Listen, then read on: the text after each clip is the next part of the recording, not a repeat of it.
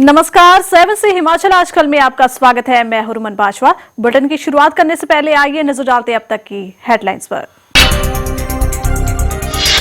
शिमला नगर निगम के चुनावी रण क्षेत्र में उतरे कांग्रेस बीजेपी के कई दिग्गज महायोद्धा एक दूसरे पर निशाना साधकर अलग अलग वार्डों में कर रहे हैं ताबड़तोड़ जनसभाएं। इलोपा अध्यक्ष महेश्वर सिंह ने निगम चुनाव में जनता से की दलगत राजनीति से ऊपर उठ साफ स्वच्छ छवि वाले उम्मीदवारों को जिताने की अपील। कहा, कांग्रेस बीजेपी शहर का विकास करवाने में रही नाकाम। गुप्त सूचना के आधार पर चंबा वन विभाग ने एक घर से 2 क्विंटल से ज्यादा बेशकीमती नाग छत्री नाम की जड़ी बूटी की बरामद। अंतर्राष्ट्रीय बाजार में 10 लाख रुपए की आंकी जा रही है कीमत। और सतलुज जल विद्युत लिमिटेड ने स्थापना के पूरे किए 25 साल। रजत जयंती समारोह पर शिमला में मिनी मैराथन का आयोजन। साल भर चलेंगे कई तरह के कार्यक्रम। और अब खबरें विस्तार से। लेकिन सबसे पहले खबरें शिमला नगर निगम से जुड़ी हुई, जहां पर प्रदेश कांग्रेस और बीजेपी के दिग्गज नेता ने वार्डों में रैलियां कर जमकर चुनावी जनसभाओं में एक दूसरे पर साधे निशाने।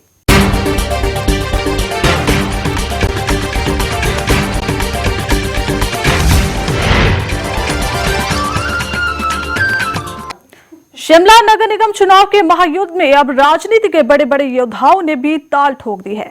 शनिवार को केंद्रीय मंत्री वीरभद्र सिंह, प्रदेश कांग्रेस अध्यक्ष कौल सिंह ठाकुर व कांग्रेस विधायक दल की नेता विद्या स्टोक्स ने शिमला शहर में ताबड़तोड़ जनसभाएं की।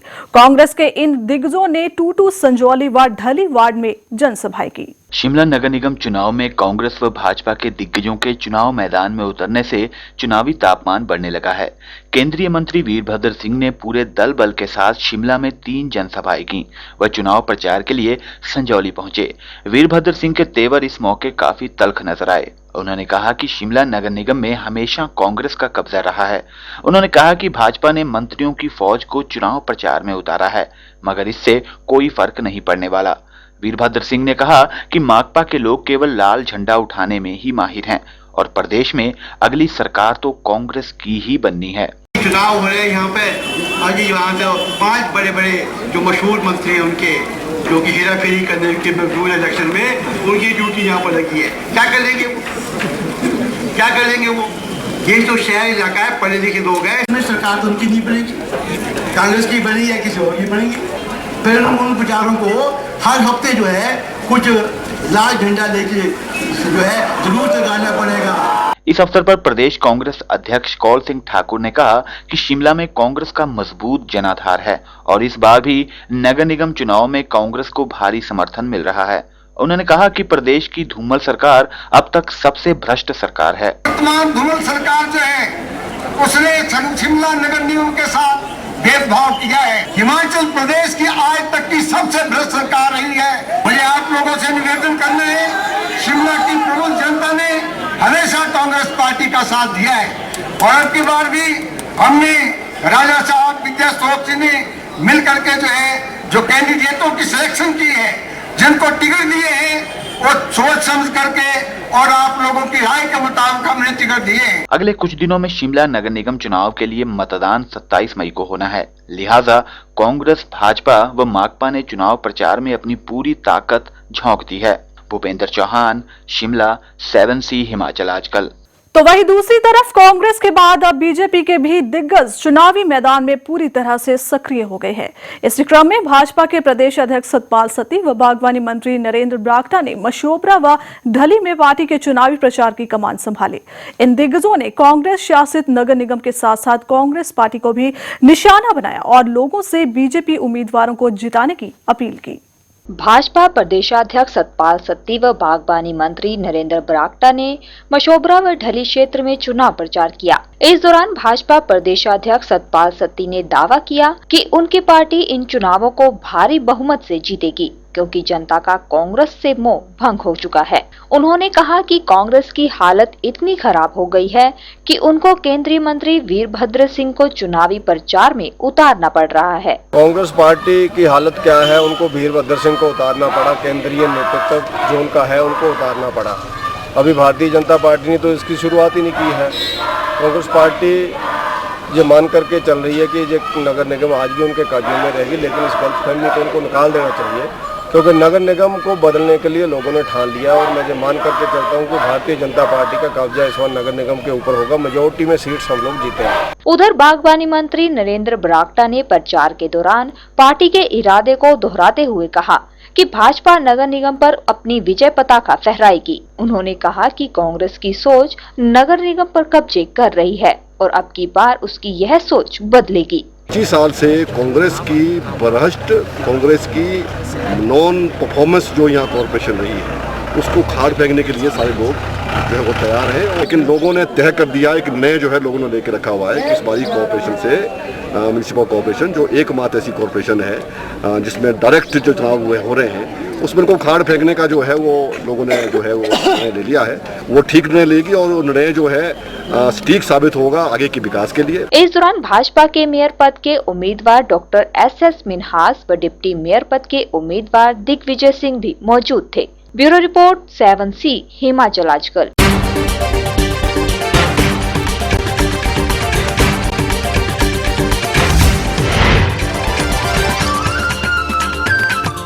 सतलुज जल विद्युत निगम लिमिटेड ने अपनी स्थापना के 25 साल पूरे होने के मौके पर राजधानी शिमला में एक मिनी मैराथन का आयोजन किया। यह मैराथन राज्य सचिवालय से पीटर हाफ तक आयोजित की गई, जिसमें कंपनी के कर्मचारियों व उनके परिजनों ने बढ़ चढ़कर भाग लिया। इसके अलावा कई दूसरे मुकाबले भी करवाए गए। राज्य जयंती के मौके पर सतलुज जल विद्युत निगम लिमिटेड पूरे साल भर कई तरह के कार्यक्रम आयोजित करवाएगी। SJVNL द्वारा शिमला में अपनी स्थापना के उपलक्ष्य में मिनी मैराथन व अन्य कार्यक्रम आयोजित किए गए। इस मौके पर SJVNL के अध्यक्ष RP सिंह ने कहा कि कंपनी ने अपने इस छोटे से सफर में कई उपलब्धियां हासिल की हैं। यही वजह है कि कंपनी का कार्य देश में ही नहीं अपितु पड़ोसी देशों तक भी फैल रहा है। We all are cheerful that SJVN is growing, SJVN's family is growing. The activity of SJVN is growing from Himachal to Uttarakhand to Arunachal Pradesh and across the border to Bhutan and Nepal. We have diversified into transmission, renewables like windmill, and we are diversifying into thermal also. So these are basically the activity which SJVN family is doing. इस मौके AGM Vijay Sharma का कहना था, company का silver jubilee समारोह 24 मई को कंडाघाट के एक होटल में आयोजित किया जाएगा।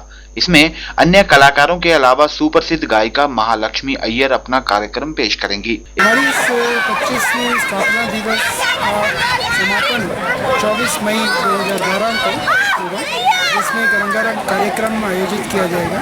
ये रंगारंग कार्यक्रम हमारा होटल डेस्टिनेशन कंडाघाट में आयोजित होगा, जिसमें मशहूर पार्श्व गायिका महालक्ष्मी अय्यर और हिमाचल के ही एक बाल गायक हैं जो कि सारेगामा में फाइनलिस्ट रहे थे, नितिन शर्मा, और एक कॉमेडियन मिस्टर राजकुमार रेंचो के नाम से जो टीवी सीरियल्स में आते हैं, वो अपने कार्यक्रम प्रस्तुत करेंगे। और इसके साथ 24 मई को हमारे 25वें स्थापना दिवस का अंत होगा। SJVNL के निदेशक कार्मिक नंदलाल ने बताया कि मैराथन के माध्यम से शहर के लोगों को स्वच्छता व ऊर्जा संरक्षण का संदेश देने की अपील भी इस मौके की गई है।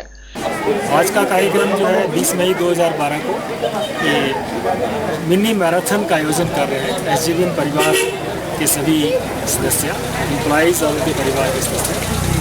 ये मिनी मैराथन हमने SJVN लिमिटेड की तरफ से छोटा शिमला से लेके पीटर हॉफ की तरफ तक 4-5 किलोमीटर के बीच का रन है वो तय कर रहे हैं। इसका थीम है save energy, conserve environment. Bureau report Shimla 7C Himachal आजकल। जेपी प्रकरण प्रदेश की राजनीति में अभी तक भी पूरी तरह से सरगर्म है। अब राजीव गांधी पंचायती राज संगठन के प्रदेश अध्यक्ष व पूर्व उद्योग मंत्री रंजीत वर्मा ने हमीरपुर में कहा कि बीजेपी जेपी मामले में कांग्रेस पर झूठे आरोप लगा रही है। उन्होंने कहा कि जेपी कंपनी को बीजेपी ने ही 2008 में एनओसी यानी अनापत्ति प्रमाण पत्र जारी किया था। इस मौके पर वर्मा ने सरकार के एक मंत्री पर निजी फर्म के चाय बागान की करीब 850 कनाल भूमि दिलाने के भी आरोप लगाए। जेपी कंपनी का मामला शांत होने का नाम ही नहीं ले रहा है और इस मुद्दे को लेकर नेताओं द्वारा लगातार राजनीति की जा रही है।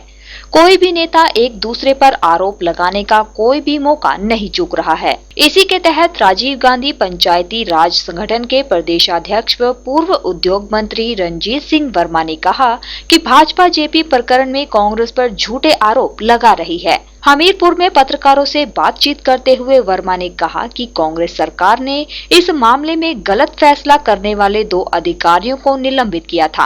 वहीं भाजपा सरकार ने सत्ता में आने पर वर्ष 2008 में जेपी को एनओसी जारी कर दी। वर्मा ने सरकार के एक मंत्री पर निजी फर्म को चाय बगान की 850 भूमि दिलाने के भी आरोप लगाए। उन्होंने कहा कि नियमों का उल्लंघन कर खरीदी गई इस जमीन के मामले की जाँच की जानी चाहिए। वीरभद्र सिंह को घेरने की कोशिश की जा रही है, जबकि उस वक्त गलत काम करने के लिए 2 अफसरों को निलंबित किया गया था और एनओसी भाजपा सरकार ने 2008 में लिया। ये कहते हैं कि हमने जुर्माना किया है, तो बताएं कि जुर्माना कितनी आज तक वसूल कर लिया गया है। तो प्रदेश में कांग्रेस सरकार आने पर जितने भी एमओयू जेपी के साथ हुए हैं, उनके अनुसार कहीं भी काम नहीं हुआ है। विधानसभा चुनाव के मद्देनजर नेता राजनीति करने में जुटे हैं और राजनीति में जब तक अपने विरोधियों की आलोचना ना की जाए तब तक मजा नहीं आता है। और हिमाचल में भी अगले कुछ महीनों तक लोगों को ऐसे ही मजा आता रहेगा। जसवीर कुमार, हमीरपुर, 7C, हिमाचल आजकल। एनएसयूआई की सिरमौर जिला इकाई की एक बैठक नाहन में आयोजित की गई। इस मीटिंग में सरकार की जनविरोधी नीतियों को आम लोगों तक पहुंचाने का फैसला लिया गया। एनएसयूआई के अध्यक्ष ओपी ठाकुर ने कहा कि उनका संगठन प्रदेश सरकार की तरफ से चलाई जा रही आम जन व छात्र विरोधी नीतियों के बारे में लोगों को जागरूक करेगा। इस मौके ठाकुर ने धूमल सरकार पर शिक्षा के व्यापारीकरण करने के आरोप भी लगाए। जो प्रदेश सरकार द्वारा जो हिमाचल प्रदेश के अंदर शिक्षा विरोधी नीतियाँ शिक्षा के क्षेत्र में प्रदेश सरकार ने लाई है, उसके खिलाफ एनएसयूआई आने वाले विधानसभा चुनाव में प्रदेश सरकार के खिलाफ एक जंग छेड़ेगी और उसके खिलाफ जो जन जागरण अभियान छेड़ेगी। जो प्रदेश सरकार आज शिक्षा के क्षेत्र में खोखले वादे कर रही है, जैसा कि आपने देखा भी होगा कि जिला सोलन के अंदर 9 किलोमीटर के दायरे के अंदर 8 प्राइवेट यूनिवर्सिटियों को मान्यता दी गई है। तो एक तरफ से प्रदेश भाजपा सरकार ने शिक्षा को बेचा है। फिलहाल वक्त हो चला है ब्रेक का। ब्रेक के बाद आएंगे तो आपको दिखाएंगे कि आखिर इंटक निजी कंपनी की किस कदम से भड़की। बस आप बने रहिए 7C हिमाचल आजकल के साथ।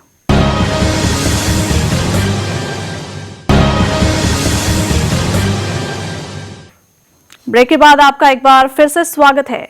प्रदेश में पाई जाती कीमती जड़ी बूटियों की तस्करी को रोकने के लिए चलाए गए अभियान के दौरान चंबा वन विभाग ने जडेरा पंचायत में एक घर से 2 क्विंटल से ज्यादा नागछत्री जड़ी बूटी बरामद की है।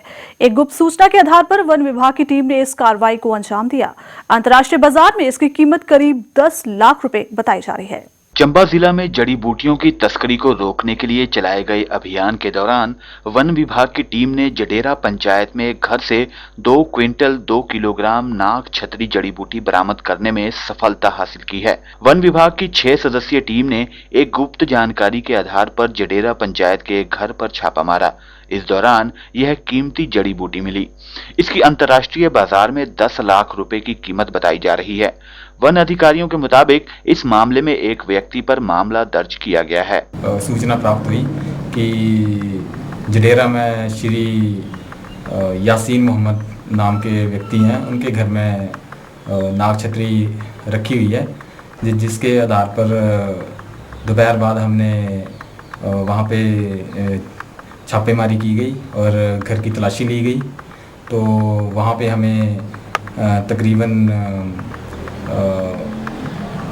4 बड़े बोरे और 4 छोटे बोरे जो नाग छतरी के बरामद किए, तकरीबन 10 लाख रुपए की हो गई है। गौरतलब है कि हिमाचल में तस्करी का गोरख धंधा बड़े जोरों से चल रहा है और बहुत सी जड़ी बूटियों की उच्च स्तर पर तस्करी की जा रही है।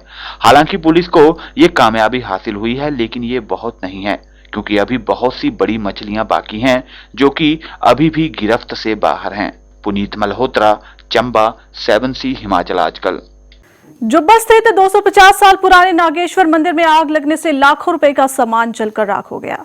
गनीमत रही कि मंदिर में आग लगने के समय नागेश्वर देवता मौजूद नहीं थे।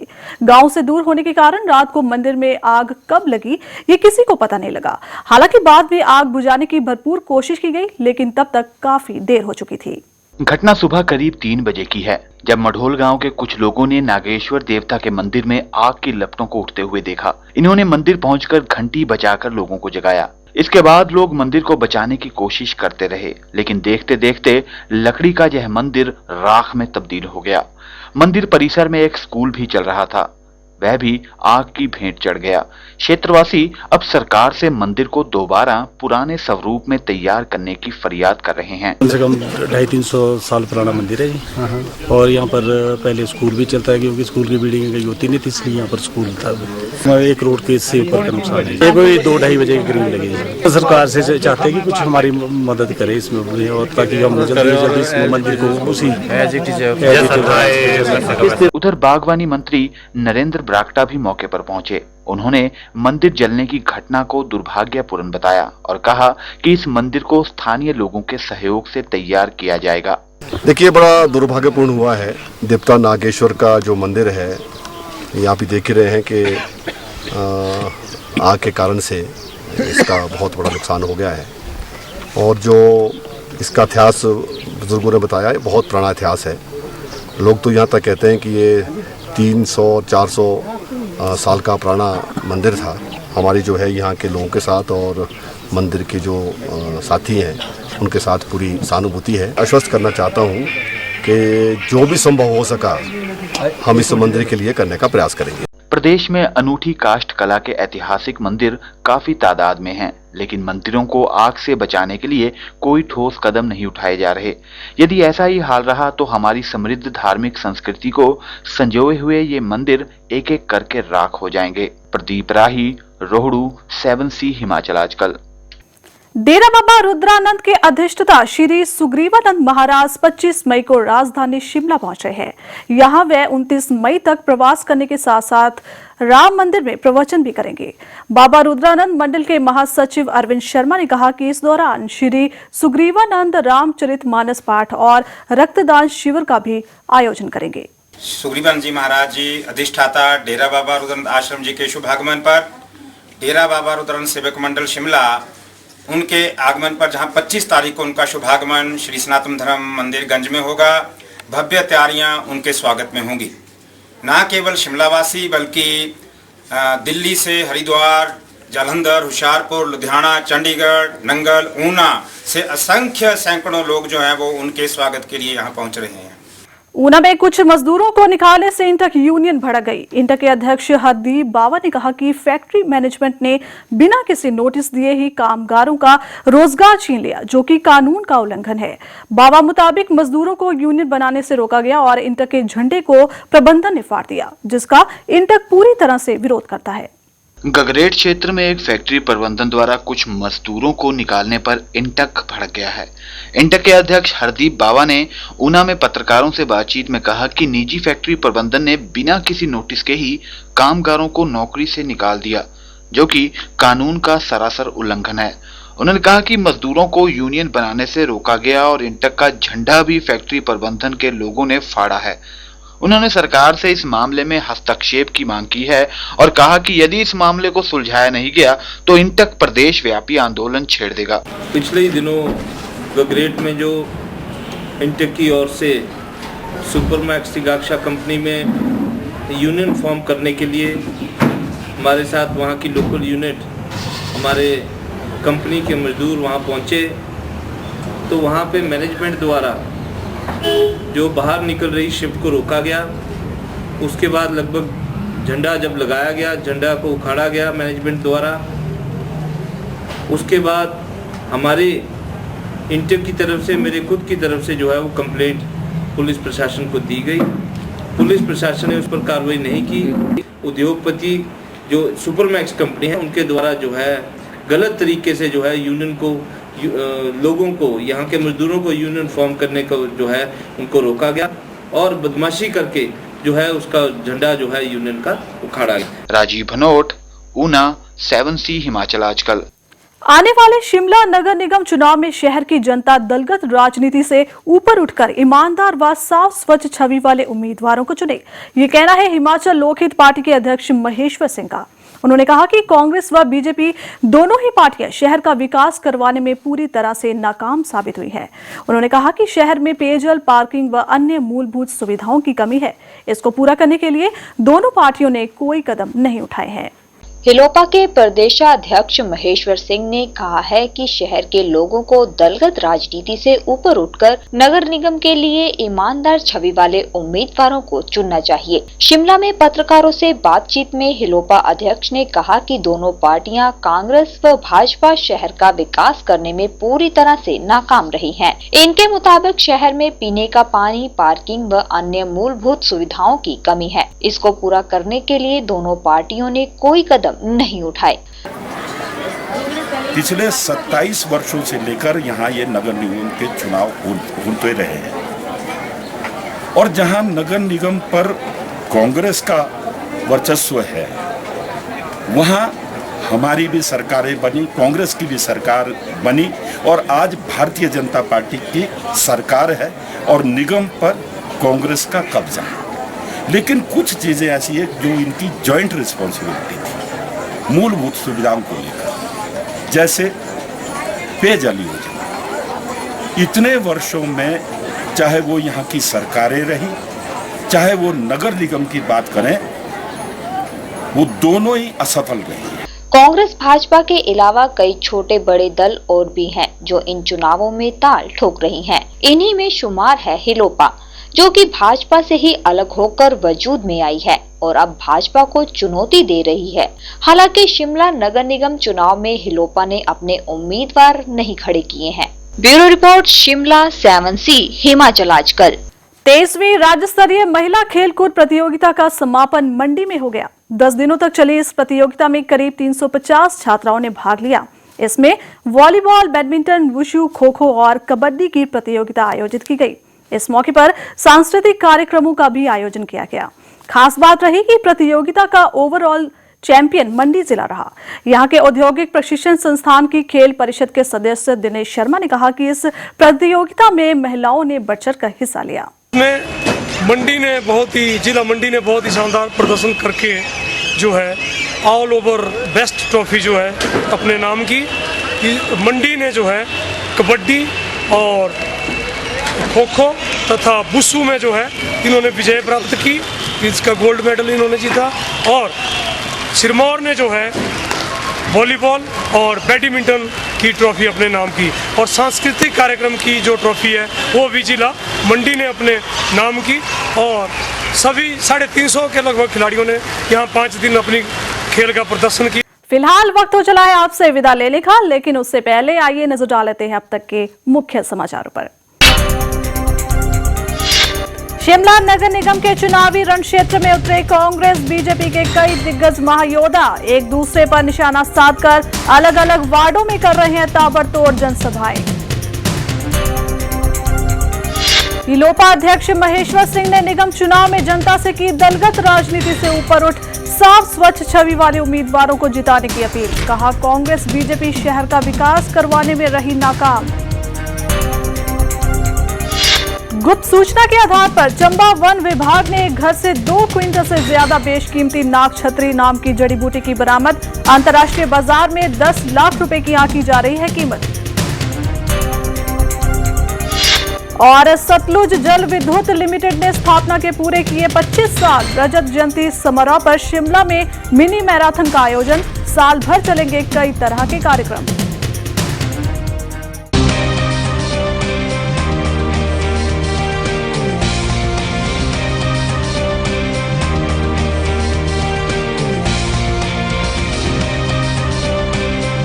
पहाड़ों की रानी शिमला की खूबसूरती, चहुमुख विकास और समान प्रगति के लिए नगर निगम चुनावों में कांग्रेस की मेयर पद की उम्मीदवार मधुसूद को अपना कीमती वोट देकर सफल बनाएं। कांग्रेस का हाथ सदा आपके साथ। देश दुनिया की बाकी खबरों के लिए आप बने रहिए 7C के साथ। फिलहाल मुझे रुमन बाजवा को दीजिए इजाजत। नमस्कार।